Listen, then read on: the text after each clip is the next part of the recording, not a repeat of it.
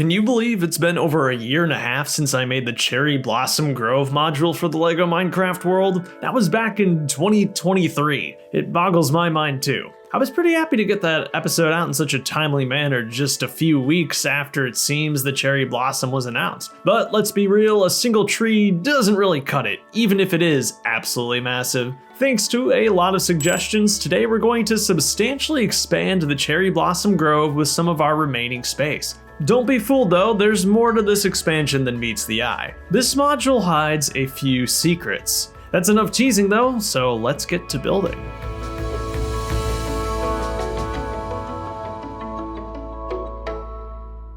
Now, the current way the Cherry Blossom module is laid out is just not going to work for an expansion. So actually, we'll be moving the existing module forward to accommodate another half chunk of Cherry Grove. We want to keep this biome elevated after all, and the backside of the old module will be much more accommodating for that. Surprisingly, the transition is actually pretty simple, and looks like there'll be very little modifications that will need to be made to the surrounding modules. Bear in mind too that we don't have a module to go in front of this one yet either. Let's spin everything around since our efforts will mostly be focused back here today. The biggest challenge that we're faced with is the open cave I built into the last module, with the intention of that being visible from the backside of the display. Considering there's like $20 worth of sand red in there, it seems a crime to simply cover it up. Rather, my solution is going to be to expand the cave significantly. This ends up working out quite well because this is actually going to be the entrance to the underground stronghold modules.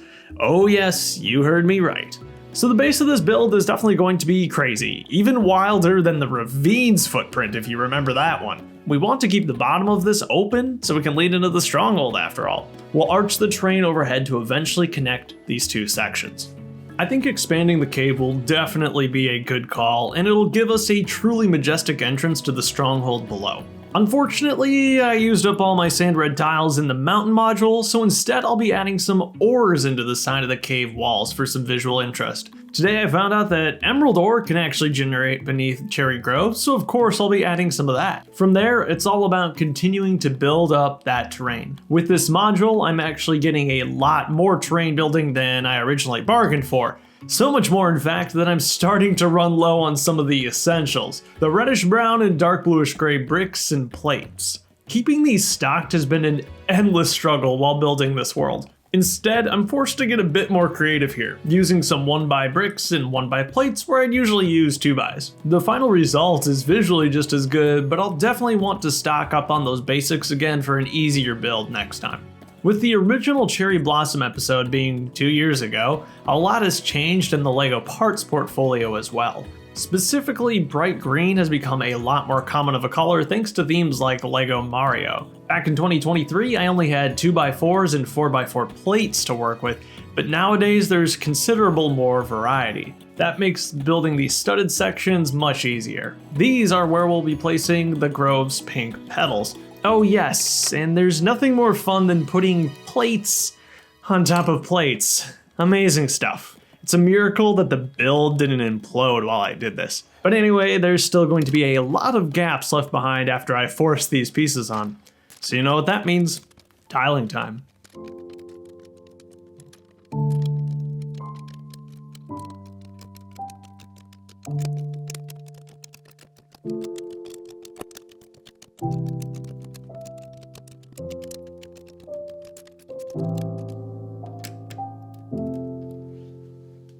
The pink petals will be made up of a variety of 1x1 flower elements, featuring both the 4-petal and newer 5-petal designs. It all just adds great variety. I was surprised that I actually ran out of the bright pink ones completely, so eventually I may go back and replace some of the white flowers with pink ones once I'm able to pick up more. Naturally, the most important element of this expansion is going to be the addition of another cherry tree. No matter how you slice it, cherry trees are massive compared to your standard oak trees, but the extra size means there's so much more detail that you can fit into these. Cherry blossom trees are quite beautiful to look at, and they spawn in many different varieties too. For the first module, we built one of the largest possible trees with 3 different bunches of leaves on it. But as you can see here, they can also spawn with 1 or 2 bunches instead. The single ones tend to look a bit goofy, and I doubt they even stand up when built out of Lego since they're so lopsided. So for the sake of variety then, a 2-bunch tree seems the perfect fit for this expansion module. And don't worry, it's still going to be plenty big. Of all the things I've built for the LEGO Minecraft world, the mangrove and cherry blossom trees have by far been the most complicated. In order to make sure there's no visible studs or anti-studs, I end up building in all different directions. The builds are slow and confusing, and I move around a lot, so I hope you'll forgive me for not capturing the process on camera. The good news is though, I've saved the best part for you here.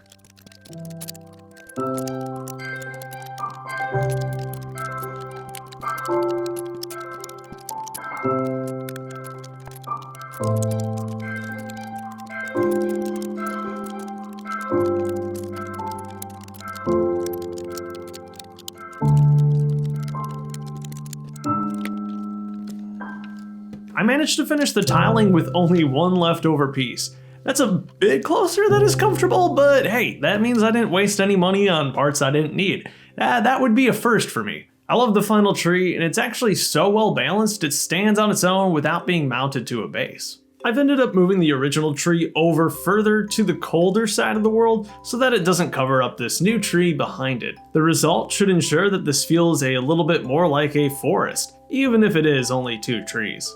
Once I get this spun back around again, I think you'll see that even though we have only added a single tree to the biome, the finished product is more than doubly effective.